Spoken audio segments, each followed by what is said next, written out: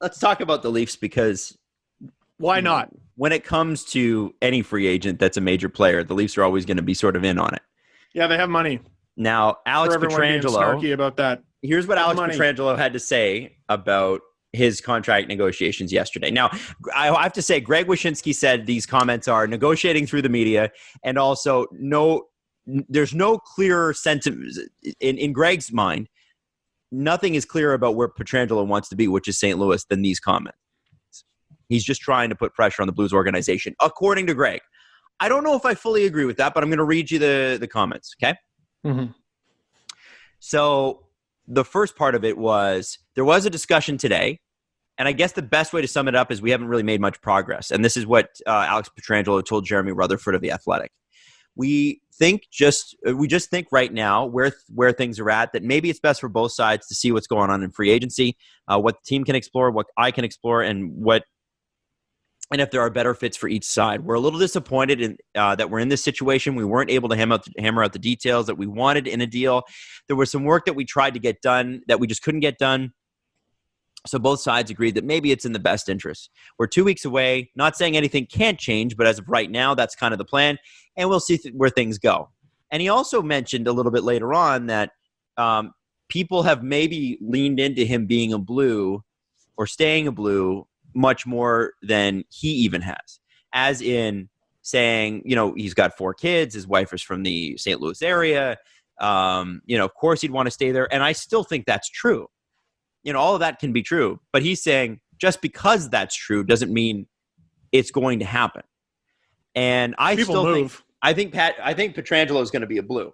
But if this goes to free agency, I think that conversation has completely changed. And I know that's like, well, that's the easy take. Of course it's completely changed. But really think about this. You think the Blues are going to let him go to free agency? And if they really believe that they have a shot at keeping him? No. If the Blues are serious about keeping Alex Pietrangelo, he's not going to free agency. He's not. Because what happens is, it's like, well, he's willing to take a discount now. But let's say the discount's $1 million.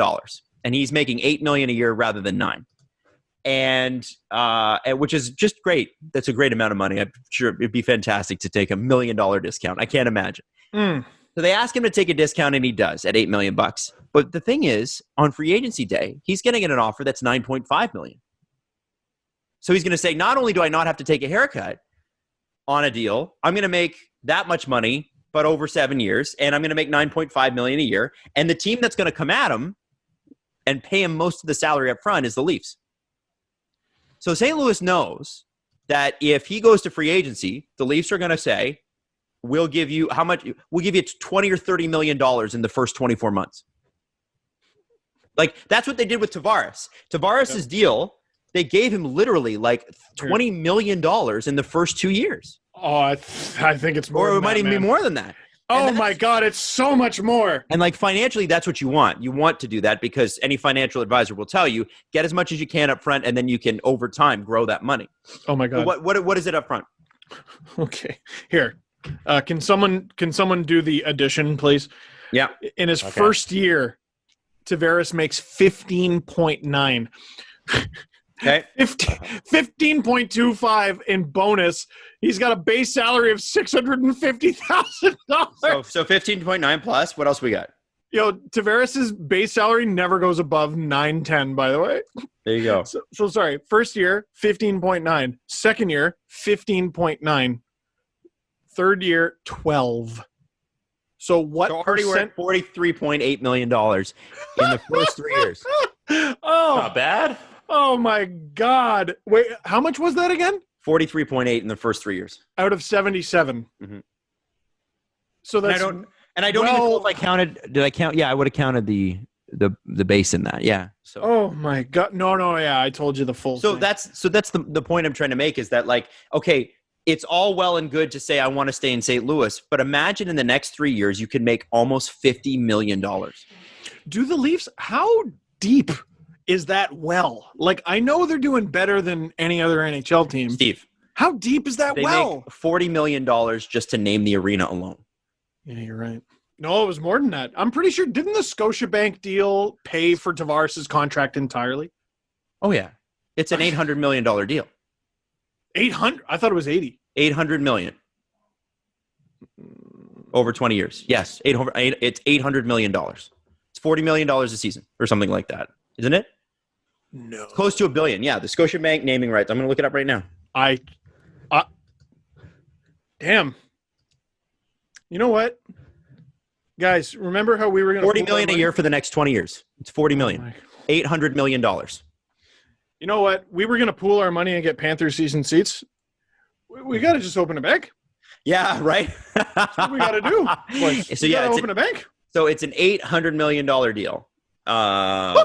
So yeah, they could easily do that, and that's just that. Now, obviously, there's a huge amount of money coming in from the Raptors and the TV rights in Canada and the United States. There's revenue sharing in the NBA as well. Although I'm sure the Raptors are a have team, not a have-not team. I don't know if there's any. They would be paying into the revenue share. Yeah, are there any have-not teams in the NBA anymore? Like, I don't think there are. Like with that TV deal, like they're all doing. I would think like a market like Sacramento. Yeah, maybe Charlotte. A couple of those. Yeah, so the Leafs well is deep, and the other thing you got to look at is we're not always going to be in a pandemic situation, right? This is an organization that's worth several $1 billion. Ideally. They would probably, at a certain point, it becomes not a pandemic anymore. It just becomes a fact of life. You hope so. Right? I mean, that's the thing. That's the sad part, but it's sort of like, are we going to socially distance for the next 80 years? I don't think so. So, that's the point where we're at. And so if I'm the Leafs, yeah, I can get through the next few years with less revenue than I have before. And I will find the Leafs organization, the MLSE behind them, is really good at making money. So they'll find other ways. And with Alex Pietrangelo, he's going to look at that and go, yes, I could make $8 million a year and get some bonuses and stuff from St. Louis. Or in the next 3 years in Toronto, I can make $50 million. That is the type of thing that's why the conversation changes. As soon as October 9th hits and teams start throwing numbers like that at him, then all of a sudden your mindset changes. It's frankly like, okay, so we take the next 3 years or the next 5 years and we live in Toronto, and if we want to come back to St. Louis later, we can. But like, there's no other opportunity to make this kind of money in this short amount of time. So that's the thing. And so I actually think if he hits free agency, the chances of him going to a team like Toronto go from like 5%, which I would cap it at right now because I still think he's going to be a Blue, to like 70%. Dude, I really do. I believe that. Here's how differently the Leafs do business, by the way, because we were talking about those crazy bonuses. So I'm looking at the St. Louis Blues, cap friendly. And I'm looking at all the players who have 1 year remaining until they're a UFA. And I see Alex Steen, and his entire salary is just his salary, no bonus. Jaden Schwartz, same thing. Tyler Bozak, same thing. Mm-hmm. And Carl Gunnarsson. Yep. Just his salary is his salary. What a weird concept. Like, I'm not making fun of the Blues, by the way. I'm like, holy shit, the Leafs really are the bank. We're all in agreement, it seems like, that Petro's what the Leafs should be going after and what they need, right? Like, there seems to be no debate around that. It seems to be, if he's available, go after him, try and get it. But there seems to be no discussion about, okay, is this how the Leafs want to spend their money? Is that what's going to be moving out if they do sign him? And is it the right move to make? Well, so if what's going to be moving out is William Nylander. Let's just be honest. That's what's going to happen. You think? Yeah, no, it has to be because no one's going to take Marner's contract. And I think the value that Nylander and Marner bring relative to the money that they make, the $4 million difference between what Marner makes and what William Nylander makes is not made up for on the stat sheet. Meaning that per dollar, you get more value out of William Nylander. He might score 20 less points per year, but he is dollar for dollar the more valuable player if you take contracts into it. And he's another guy who, imagine... And he scored more goals from in tight than any other player in the league this year. So William Nylander signed a $45 million contract. 12 plus 9 is 21 plus 2.5. 23.5 million of that has already been paid. I mean, talk about value, right? Think about this for a second. Not only are you able to sign Pietrangelo, but you got cash-strapped teams dying for a goal scorer who's got an incredible shot, which Nylander does, who'll get into tight spaces, who, despite what your dad and your uncle say, he will do. This guy is a top-line player who doesn't have much money left on his deal. He could fetch an absolute boatload. The problem is the rest of the league apparently doesn't value him. So Mitch Marner's contract, by the way, you know what? He is tradable, man. The cap hits wild. So that is definitely a difficult That might be attractive, though, to teams. And they could always absorb like a little bit of it, bring it down to like 8, you know? They could. I would really like them not to. I wouldn't want to, yeah. But if the deal was like big enough and you get enough assets and that's like a hold up, then you make an exception. This is how much fucking money the Leafs have. So remember, we just said what we said about Nylander and his deal. Well, we said what we said about Tavares and his deal. Marner made $16 million last season. And within the last few weeks, assuming his bonus was paid, I believe September 1st, they were paid. September 1st. September 1st, he got a check for $14.3 million, which means $20.3 million. No. Oh, my God. $30.3 million of his $65.3 million contract has been paid. Nearly half of his contract has already been paid. So then there's a tradable deal. That's a very tradable deal. The Leafs have nothing but tradable deals, in my opinion. Everyone's talking about like the cap hit, and how quickly everything's changed to that not being the most important thing anymore.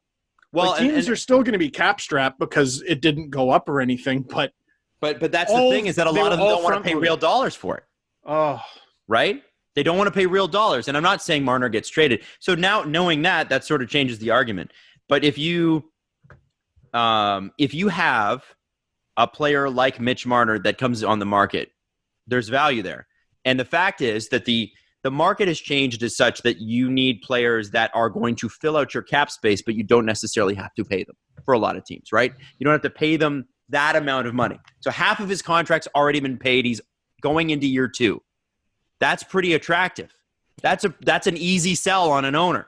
And so if you look at that, so if Nylander's the guy the rest of the league doesn't want, then that's fine because they're crazy. That guy is money in the bank. Yeah. And anybody that tells you differently is flat out wrong. Like, because all that value you speak of, they have it on their team, so you can just keep it and that value is yours. Yes. You know? But if a guy like Marner talking about William Nylander or Nazem Kadri? Yeah. Well, but if a guy like Marner were to become available, that's a boatload of assets. Now, are you going to get another Mitch Marner? Probably not. But the chances of you being a little bit more even, and you know what? Maybe Brian Burke was right the whole time. You can't spend that much money on your forwards. I mean, it's pretty clear that something's wrong. And if you can get a guy like Pietrangelo in there, and you've got Morgan Rielly for 2 more years, and you've got some money spread around, you know, Justin Hall isn't your secondary right. Like, I mean, if you trade that Mitch Marner deal, you got $2 or $3 million still to spend. Or more, because you've gotten rid of Kasperi Kapanen's deal. Oh my God, man!